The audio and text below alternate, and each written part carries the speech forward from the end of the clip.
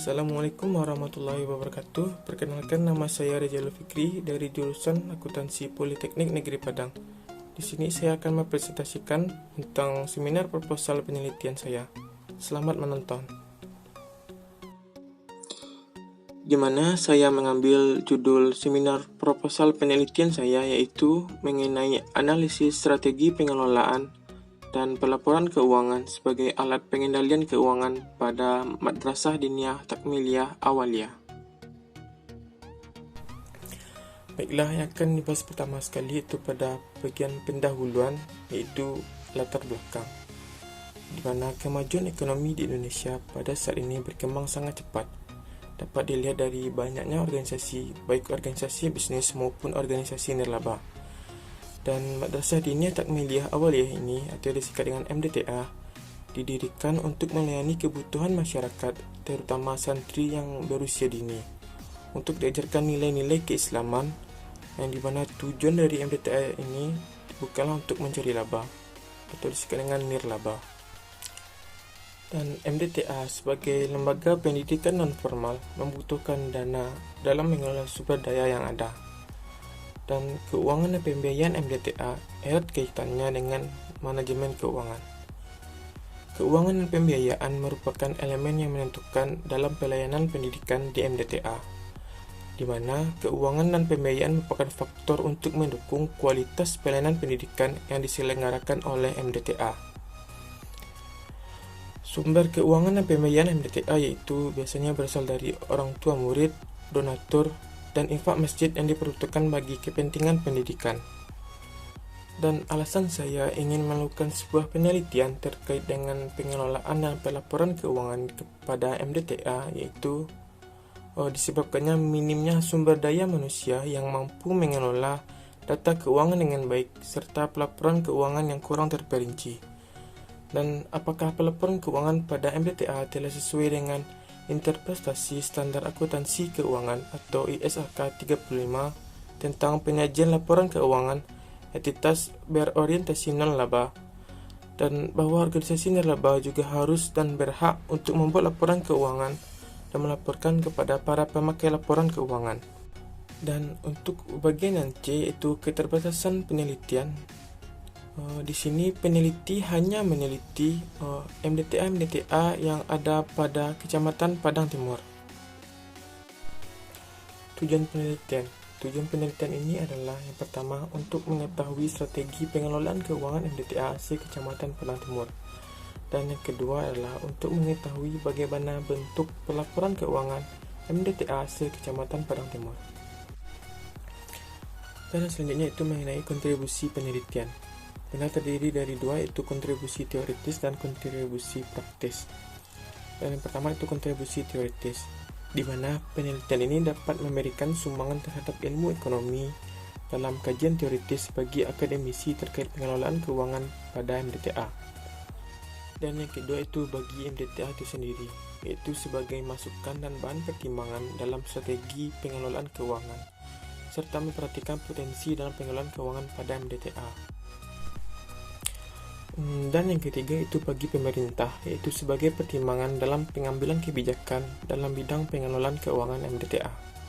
Dan yang kedua itu mengenai kegunaan praktis atau kontribusi praktis, di mana yang pertama itu bagi masyarakat. Itu dapat memberikan pengetahuan terhadap masyarakat luas tentang pengelolaan dan pelaporan keuangan MDTA, dan memahami bagaimana bentuk pengendalian keuangan sehingga masyarakat semakin bersemangat dalam memakmurkan MDTA. Dan selanjutnya itu pada bagian literatur review. Berikut penelitian-penelitian terdahulu yang digunakan oleh peneliti sebagai referensi.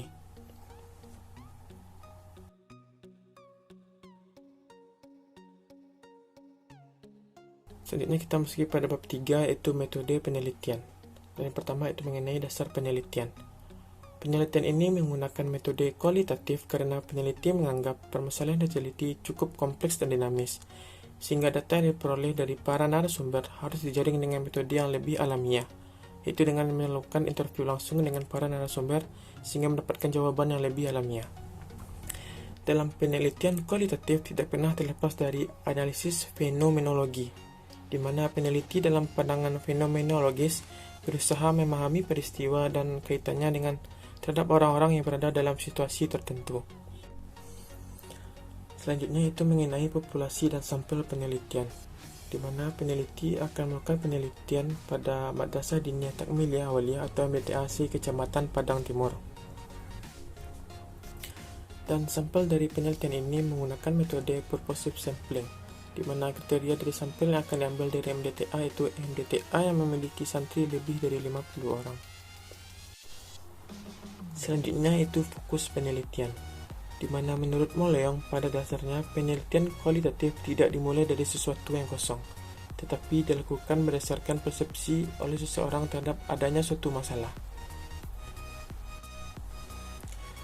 Masalah dalam penelitian kualitatif bertumpu pada sesuatu fokus, dan penetapan fokus berfungsi untuk membatasi studi dan juga berfungsi untuk memenuhi kriteria masuk dan keluarnya suatu informasi yang diperoleh dari lapangan. Dan selanjutnya itu mengenai data dan jenis data. Dan data yang dikumpulkan oleh peneliti untuk menjawab perumusan masalah adalah yang pertama itu data primer.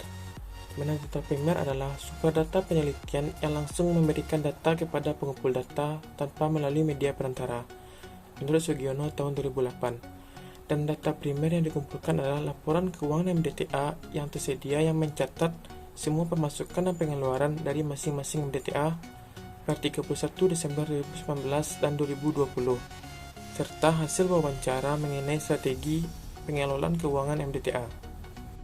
Dan yang kedua itu mengenai data sekunder, di mana data sekunder adalah data yang tidak langsung memberikan data kepada pengumpul data, Sugiono tahun 2008. Dan data sekunder yang dikumpulkan adalah profil MDTA dan struktur organisasi yang ada di MDTA. Dan yang selanjutnya itu teknik pengumpulan data, di mana teknik yang digunakan oleh peneliti dalam mengumpulkan data yang pertama itu teknik interview atau wawancara, yaitu metode pengumpulan data dengan cara tanya jawab secara langsung kepada pengurus MDTA sebagai responden. Dan yang kedua adalah teknik observasi, dan dalam penelitian ini dilakukan pengamatan terhadap strategi pengelolaan keuangan pada MDTA. Dan strategi pengelolaan keuangan pada MDTA dilakukan dengan menganalisis pengawasan catatan-catatan, perencanaan dan pengelolaan keuangan MDTA. Yang ketiga itu teknik dokumentasi, di mana dokumen yang akan diperlukan oleh peneliti dalam penelitian ini adalah berupa catatan-catatan keuangan yang ada pada MDTA. Selanjutnya itu mengenai teknik analisis data. Teknik analisis data yang digunakan dalam penelitian ini adalah yang pertama itu analisis kualitatif, di mana menurut Moleong tahun 2007 yang mengemukakan bahwa analisis kualitatif merupakan prosedur penelitian yang menghasilkan data deskriptif berupa kata-kata tertulis maupun lisan dari orang-orang yang berperilaku dan diamati. Dan yang kedua itu analisis deskriptif, di mana mendeskripsikan kegiatan operasional usaha yang ada, terutama terkait tentang proses pengelolaan dan pelaporan keuangan. Menganalisis strategi yang diterapkan oleh MDTA sebagai bentuk pengendalian keuangan. Dan adapun model analisis yang digunakan dalam penelitian ini adalah metode analisis deskriptif kualitatif, yaitu data yang diperoleh dari hasil penelitian yang dilakukan di MDTA.